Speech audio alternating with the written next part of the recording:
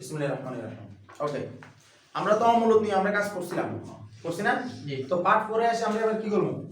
অমূলদের পরে আমাদের কাজ হলো, আমাদের আরো অনেক করা আছে, কিন্তু আমরা মূলত শ্রেণীবিন্যাসটা শিখতেছিলাম। তো আমরা বলছিলাম যে পূর্ণ সংখ্যার ভিতরে আমরা বলছিলাম এরকম যে প্রথমে সংখ্যাকে দুই ভাগ ভাগ করা হয়, বাস্তব অবাস্তব। অবাস্তব নিয়ে আমাদের কোনো আলোচনা নাই, সেটা ভবিষ্যতে ইনশাআল্লাহ যারা থাকবে। অবাস্তব নিয়ে আলোচনা নাই, কিন্তু বাস্তব নিয়ে আমাদের সকল আলোচনা। বাস্তবকে আমরা বলছি দুই ভাগে ভাগ করা হয় সংখ্যাগুলো, মূলদ, অমূলদ। আমরা বলছিলাম অমূলদ নিয়ে আমরা আলোচনা করছি, মূলদের কিছু নিয়ে আলোচনা করছি। মূলদ বলছিলাম আমাদের কয় ধরনের? পূর্ণ সংখ্যা আর কি ভগ্নাংশ। পূর্ণ সংখ্যা আর কি ভগ্নাংশ। আমরা ভগ্নাংশ নিয়ে কথা বলছি, বলছিলাম ভগ্নাংশটা প্রকৃত হতে পারে, অপ্রকৃত হতে পারে, মিশ্র হতে পারে। মনে আছে? বলছিলাম যেটাকে আমরা মিশ্র বলি সেটা এক কাইন্ড অফ কি অপ্রকৃত ভগ্নাংশ।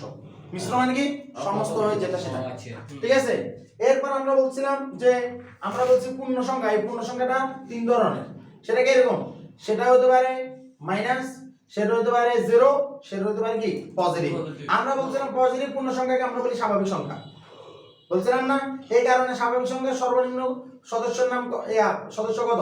1 আমরা বলছিলাম, যেটা পরীক্ষা অনেকবার আসছে। এরপর আমরা এগুলো বলার পরে আমাদের এরপরে আমরা আজকে শিখব কি? আজকে শিখব আর কয়েকটা জিনিস। এই জিনিসগুলো কি? এই জিনিসগুলোর পরে আমরা সিম্পলের আরেকটা একটু শিখব ইনশাআল্লাহ। দেখ, সেটা নাম হলো আমরা যে ভগ্নাংশের কথা বলি, বলছিলাম আমরা ভগ্নাংশের কথা। তো ভগ্নাংশের ভিতরে আরো কিছু কথা আছে। সেটা কি? সেটা হলো তোর যে সসীম দশমিক এবং অসীম দশমিক। কি বলছি? সসীম দশমিক ভগ্নাংশ এবং অসীম দশমিক ভগ্নাংশ, এটা নিয়ে আমরা কথাবার্তা বলবো। তাহলে দেখ, আজকে আমাদের টপিক কি? সসীম দশমিক ভগ্নাংশ এবং কি অসীম দশমিক ভগ্নাংশ। সসীম দশমিক ভগ্নাংশ। এখন সসীম দশমিক ভগ্নাংশ এটা কিন্তু আমরা বেসিক্যালি আমরা সবাই জানি সসীম দশমিক ভগ্নাংশ কারা। বললাম যে 3/2 অর্থাৎ কত? 1.5 একটা সসীম দশমিক ভগ্নাংশ। বললাম যে হাফ 0.5 সসীম দশমিক ভগ্নাংশ। বললাম 1/4 সসীম দশমিক ভগ্নাংশ। বললাম 1/8 0.125, ঠিক আছে? এরকম করে আমরা কি করতে পারি? যে যেমন ধর আমরা 1 যদি 16 বলি তাহলে তো 0.006 কত? যে 0.125 এরকম করে চলতে থাকবে। কথা কি বোঝা গেছে? তাইলে এখন কত হলো? এগুলো চলতে থাকবে না, এখানে সমাপ্ত হলো। এগুলো হলো সবগুলো সসীম দশমিক ভগ্নাংশ। এগুলো কি সসীম দশমিক ভগ্নাংশ। তবে অসীম দশমিক ভগ্নাংশ মূলত আবার দুই প্রকার, যাদের একটা মূলদ আর একটা অমূলদ। এখন অমূলদ যারা, তাদেরকে আমরা চিনে ফেলছি, তাদেরকে আমরা শিখে ফেলছি, তাদেরকে আমরা ধরায় মরে যা করার করি, ঠিক আছে? কিন্তু আমাদের একটা জিনিস করিনি, সেটা কোনটা? যেগুলা অসীম দশমিক ভগ্নাংশের ভিতরে মূলদ। কি বলছি? অসীম দশমিক ভগ্নাংশের ক্ষেত্রে মূলদ। তাহলে এই মূলদ কারা? এই মূলদ কারা এটা আমাদের চিন্তা হবে। এই মূলদ হলো যেমন তুই যদি 1 কে 3 দ্বারা ভাগ করস তুই পাবি 0.33333, ঠিক আছে? চলতেই থাকবে 0.335 কি আর পাই কোন মূল সংখ্যা করছিস না আমরা? আমি বলতেছি অসীম দশমিক ভগ্নাংশের ভিতরে মূলদ যারা তাদের কথা। এই দেখ, এটা চলতেই থাকবে। আমি যদি 2 কে 3 দ্বারা ভাগ করি 0.6666 চলতেই কি থাকবে ইনফিনিটি। কথা কি বোঝা গেছে? আমি যদি 4 কে 3 দ্বারা ভাগ করি তাহলে 1.33333 চলতে থাকবে। তাহলে এর হলো অসীম দশমিক ভগ্নাংশ। তবে আমরা যে √2 ব্যবহার করছিলাম, মৌলিক সংখ্যার বর্গমূল, আমরা যে পাই এর কথা বলছিলাম, এদের যে দেখ এটা হলো 1.414142.53.15 এখন এগুলো কি অসীম দশমিক ভগ্নাংশ। এগুলো অসীম দশমিক ভগ্নাংশ। তবে এগুলো অসীম দশমিক ভগ্নাংশ যে এগুলোকে আমরা অসীম দশমিক ভগ্নাংশ বলতে পারি না। কেন পারি না? আমরা বলছিলাম দশমিকের পরে এদের দেখ কোনো সৌন্দর্য নাই, কোনো কি নাই, শেষ নাই, মিশ্র নাই, কোনো সৌন্দর্য নাই। কোথায় শেষ? কোনো প্রেডিকশন করা যায় না কার পরে কি আসবে, চলতেই থাকবে।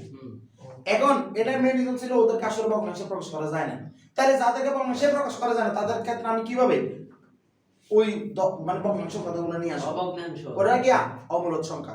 কিন্তু যাদের দশমিকের পরে সংখ্যাগুলোকে প্রেডিকশন করা যায়, এই যেখানে যে 3 আমরা জানি আরো 1971 এর সংখ্যার পরও আইলে ইয়ে কি হবে 3 কথা কি ক্লিয়ার? আর কোটি বছর পরে কিছু হলে ইয়ে কি হবে 3 হবে। তাইলে এগুলো কি করা যায় প্রেডিক্ট করা যায়। তুই বলতে পারবি এখানে কত আসবে।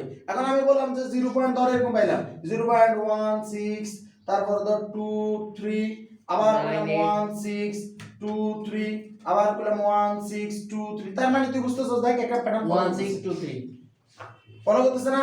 এখন যদি এরকম হয় যে এখানে ধর 7টা সংখ্যা আসছে এবং 7টাই একটাই সংখ্যা, পরে আবার 7টা সংখ্যা আসছে আরেকটা সংখ্যা, পরে আবার 7টা সংখ্যা আবার আরেকটা, কথা কি ক্লিয়ার? এরকম হতে পারে না? হলে ওইটার উপরে বোঝাচ্ছে যে ওটা প্রেডিক্ট করা যায়। কথা কি বোঝা গেছে? তার মানে যেগুলোকে আমরা প্রেডিক্ট করতে পারবো সেটা যেভাবে হোক, যদি আমরা বুঝতে পারি যে এটার পরে এটা আসবে, একটা সিকোয়েন্স হবে, তখন তাদেরকে আমরা কি বলি? অসীম দশমিক ভগ্নাংশের ক্ষেত্রে এদেরকে আমরা পুনরাবৃত্তি বলি। কি বলি? পুনরাবৃত্তি। আর এই পুনরাবৃত্তিগুলোকে আমরা কি করি? আমরা এদেরকে পুনঃবণিক চিহ্ন ব্যবহার করি। কি চিহ্ন ব্যবহার করি? পুনঃবণিক চিহ্ন।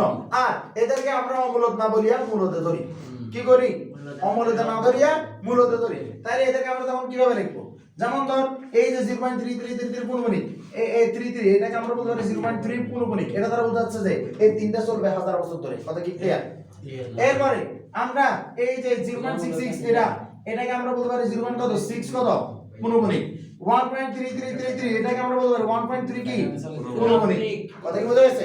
যেমন এটাকে যদি আমরা বলতে যেমন 1623 এটাকে আমরা বলতে পারি 0.1 পুনঃবণিক 623 পুনঃবণিক। কেন? মানে রিমেম্বার পুনঃবণিক চিহ্ন সর্বোচ্চ 2 বার ব্যবহার করা যায়। একটা পুনঃবণিক চিহ্ন সর্বোচ্চ কয়বার ব্যবহার করা যায়? 2 বার ব্যবহার করা যায়। এবং এই 2 বার হতে হবে অবশ্যই শুরুতে এবং শেষে।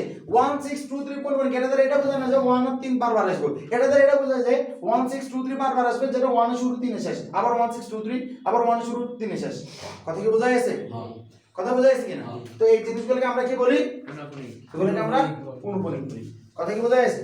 এখন এগুলার আমাদের প্রচুর অঙ্ক আসে, এগুলো প্রচুর অঙ্ক আসে, যেহেতু এটা নিয়ে আলোচনা হচ্ছে, তাহলে আসো আমরা এটা কি করি, হালকা কিছু অঙ্ক করি। এটা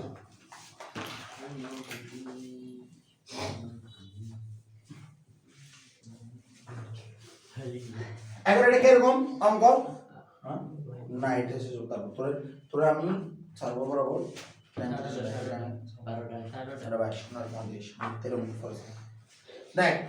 0.3 পুনঃবণিক। এখন আমার পরীক্ষা আসবে কি জানো? এটা কিসে আছে এখন? এটা কিসে আছে এখন? অসীম দশমিক ভগ্নাংশে আছে, ঠিক আছে, বা পুনঃবণিকে আছে। আমাদেরকে বলবে ইয়াকে সাধারণ ভগ্নাংশে প্রকাশ করো। কিসে ভগ্নাংশে প্রকাশ করবে? সাধারণ ভগ্নাংশে। নতুবা মূলদীয় ভগ্নাংশে প্রকাশ করো। কি বলছি? মূলদীয় ভগ্নাংশ। ভগ্নাংশ বলতে দুনিয়াতে আমরা কি মাথায় রাখবো? অবশ্যই সাধারণ ভগ্নাংশ বলবো, মাথায় রাখবো। সাধারণ ভগ্নাংশ বলতে আমরা মাথায় রাখবো মূলদীয় ভগ্নাংশ। তাই বলি কোন মূলদ ভগ্নাংশ না, অবশ্যই ভগ্নাংশ। তবে ব্যাপারটা হলো মুসলমান বলতে কিন্তু আমরা সুন্নি মুসলমান কে বুঝি? শিয়া মুসলমান, ওদেরকেও মুসলমান দাবি করে, মুসলমান বলে, কিন্তু তারপরও সুন্নিটাকে আগে চিন্তা করা হয়। কেন? মেজরিটি যা ওইটাই চিন্তা করতে হবে, রাইট? এখন তাহলে 0.3 পুনঃবণিক এটাকে আমরা কিভাবে মূলদীয় ভগ্নাংশ, তাই এটাকে আমরা কনভার্ট করব কিসে? মূলদীয় ভগ্নাংশ নতুবা সাধারণ ভগ্নাংশ, ঠিক আছে, নতুবা সাধারণ অংশ প্রকাশ, সাধারণ ভগ্নাংশ। এখন এই যে আমরা এটা করার সময় আমরা এটা খেয়াল করব, আমাদের যে এটাকে প্রথমে 0.3 আছে না, আমরা এখানে একটা নিচে দাগ দেব। এই দশমিকের পর আমরা দেখব কয়টা সংখ্যা আছে এবং কি কয়টার উপর পুনঃবণিক আছে। দেখতেছি দশমিকের পর একটা সংখ্যা আছে, ওটার উপরে পুনঃবণিক আছে, তাহলে পুনঃবণিক দেখলে দেব 9, পুনঃবণিক না দেখলে দিব কত? 0। কথা কি বোঝা গেছে? তাহলে একটাই সংখ্যা একটাই পুনঃবণিক, তাহলে এটার মূল্য কত? 3/9। 3/9 মানে কত? 1/3। তাহলে 1/3 হলো মূলত 0.3 পুনঃবণিকের একটা সাধারণ ভগ্নাংশ। কারণ কেন? 1/3 দিয়ে এসে একটা সাধারণ ভগ্নাংশ। আর মূলদীয় ভগ্নাংশ কেন বলতেছি? কারণ ইহার লব হরের চেয়ে ছোট। কথা কি বোঝা গেছে? মূলত মানে কি? লব হরের চেয়ে ছোট। হর কোথায়? হরে। হর মানে কি? নিচে। কথা কি বোঝা গেছে? এখন আমারে বললো যে ধর 0.12 পুনঃবণিক। তাহলে যখন 1 টু পুনঃবণিক দ্বারা বোঝাচ্ছে যে এটারে আমারে মূলদীয় বা সাধারণ ভগ্নাংশ নিতে হবে। আমি প্রথম কাজ কি করব 1 আর 2 দুইটা সংখ্যা আছে এবং এই দুইটার উপরে কি আছে পূর্ণবণিক আছে তাহলে যার উপর পূর্ণবণিক তার জন্য নয় যেহেতু দুইটা পূর্ণবণিক হলো তাহলে দুইটা নয় কথা কি ক্লিয়ার তাইলে আমি উপরে দেব কত 12 তাইলে এই যে 12/99 যেটা আসে তাইলে মূলত কত 4/33 এটা মূলত কি একটা মূলদীয় ভগ্নাংশ এবং সাধারণ ভগ্নাংশ বুঝা গেছে এখন ধর এটা যদি এরকম হয় 0.312 পূর্ণবণিক কিসে আছে 0.312 পূর্ণবণিক তাইলে আমাদের এখানে সংখ্যা কয়টা এখন দশমিকের পরে তিনটা সংখ্যা আছে তাইলে নিচে তিনটা আসবে কিন্তু পূর্ণবণিক এটা দ্বারা বোঝায় পূর্ণবণিক কয়টার উপরে আছে দুইটার উপর এই তিন কি আর আসবে ওইটা মূলত 0.312121212 চলতে থাকবে কথা কি বোঝা গেছে তার মানে এখানে তিনটা সংখ্যার ভিতরে দুইটার উপর পূর্ণবণিক তাহলে এটাতে আমরা ওই দুইটার জন্য দেব 99 নিচে দেব কত যেটাতে পূর্ণবণিক এটার জন্য দেব 0 আর উপরে আমরা এখানে লিখব 312 তবে যার উপর পূর্ণবণিক নাই তারে বিয়োগ করে দিতে হবে কি বলছি যার উপর পূর্ণবণিক নাই তাকে কি করতে হবে বিয়োগ করে দিতে হবে কথা কি বোঝা গেছে তাহলে আমাদের এখানে आंसर পাচ্ছি 309 ডিভাইডেড বাই কত 990 এখান থেকে ধর একটা সংখ্যা আসবে এখন সংখ্যাটা যদি এরকম হয় 0.312 পূর্ণবণিক এরকম এখানে কি যাচ্ছে তাহলে এটা কিন্তু 312 মানে এটা বারবার আসবে তাহলে এটার জন্য আমি তখন কি করব এটা দ্বারা বোঝাচ্ছে কিন্তু দুটোর উপর কোন বলতে দুটো বোঝায় এটা বোঝায় দুটোর উপর কোন কারণ শুরুতে এবং শেষে ঠিক না বোঝা গেছে তাহলে তিনটা সংখ্যা তিনটার উপর কোন বলি বোঝারে না তাহলে এটা কত 312 কথা কি বোঝা গেছে একটা যে মাথায় রাখবেন এমসিকিউ 100% একটা আসবে যেটা একদম সত্য ইনশাআল্লাহ মানে একটা এমসিকিউ আপনি পাবেন কোথায় থেকে অমূলক থেকে একটা পাবেন নিচের কত অমূলক সংখ্যা আর এই মূলদীয় ভগ্নাংশ বা সাধারণ ভগ্নাংশ থেকে একটা পাবেন কথা কি বোঝা গেছে মানে এই বাস্তব সংখ্যা থেকে আপনি দুইটা এমসিকিউ ইনশাআল্লাহ পাবেন সর্বোচ্চ আবার সর্বনিম্ন মূল্য এই দুইটা থাকবেই মাস্ট কথা কি বোঝা গেছে এটা মাস্ট থাকবে এখন কথা হলো এই যে 0.312 এগুলা কিন্তু মাঝে মাঝে ক নম্বরে আসে 2 নম্বরের জন্য আসে কয় নম্বরের জন্য 2 নম্বরের জন্য দেয় কথা কি বোঝা গেছে লিখিত তো 2 নম্বরের জন্য আসে তখন এগুলা লিখতে পারবেন না পারবেন কি না ওকে ইনশাআল্লাহ